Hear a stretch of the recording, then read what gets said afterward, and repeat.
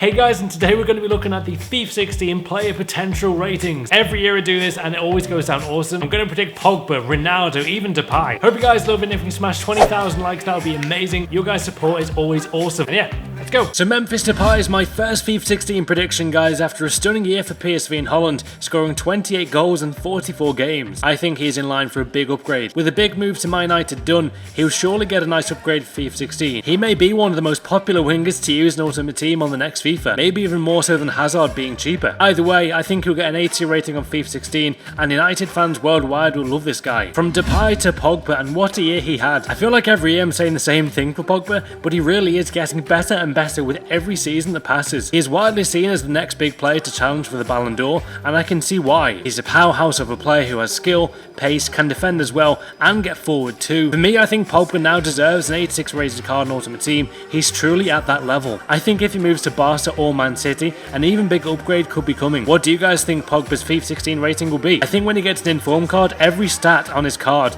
may be above 80, and what a card he will have though. Cristiano Ronaldo is next to my potential ratings, guys, and I think it's time EA upgraded Cristiano. Just look at his stats. Look at them. 62 goals in 60 games for club or country. More goals than games isn't heard of in today's football world, unless you are Ronaldo or Messi. We are seriously so lucky to have possibly the best two players ever playing at the same time. They're breaking records when defending is better than it's ever been. Teams are constantly looking to stop Ronaldo and Messi, yet still they improve every year. With that being said, I think if I had the final say, I would give them the both same rating on FIFA. It's so hard to say who's better, but knowing EA, they do seem to favour Messi's rating on FIFA usually, and I think the same will happen this year in FIFA 16 Ultimate Team. Ronaldo's rating, in my opinion, will be a 93 rating, guys, which is an upgrade, and just look at those stats, man. Do you think Ronaldo should have a high rating than Messi? Kevin De Bruyne is next on today's prediction, and for me, this could be the best cam we've ever seen on FIFA with his blue card this year. He had a sensational season with the club and country, scoring a huge 17 goals and getting 29 assists, thus making him a big transfer target for Man City. I think De Bruyne would get a big upgrade to an 85 overall, and for me, he deserves it. He is such a brilliant player to watch in football,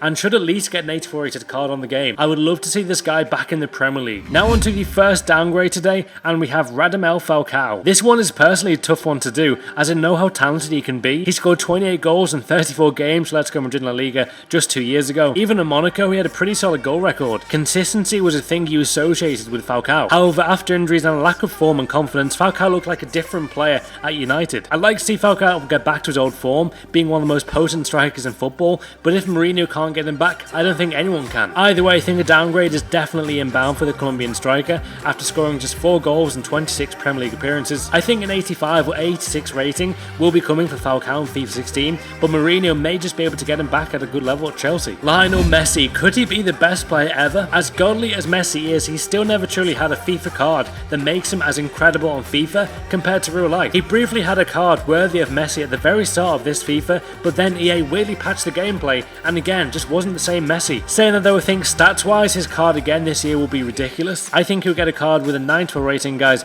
and EA do need to improve his shooting more. I genuinely hope Messi's in-game ability is better in FIFA 16. It just has to be. Anyone who's used Lionel's card on FIFA ever before will know what I mean. What do you think Messi's card rating will be? Moving on to arguably the coolest man in sport, it's Zlatan Ibrahimovic. It's crazy to think that a few years ago people generally questioned this guy's ability. Now we all know how world class he is, and another solid campaign for Ibra will signal another great card on the next FIFA. Knowing EA the way I do expect a downgrade though for FIFA 16 for Ibra's card, as they consider age an important factor. Notice how Ronaldinho, Lampard, Pirlo and Gerrard's rating has declined in the last 3 years. Ibra is around the same age group and will surely get a downgrade due to his age. I'm not so sure that's right though. Those other players, maybe except Pirlo, were probably not at the same level they were say 5 years ago. Lampard didn't start as much for Man City, the more Gerrard played for us last season, the more we lost. And Ronaldinho is still great to watch, but not like the Barca player we loved. I generally think Ibra is actually better than he was 5 years ago, and more of a well-rounded player too. That being said though, I think mostly his stats will stay the same,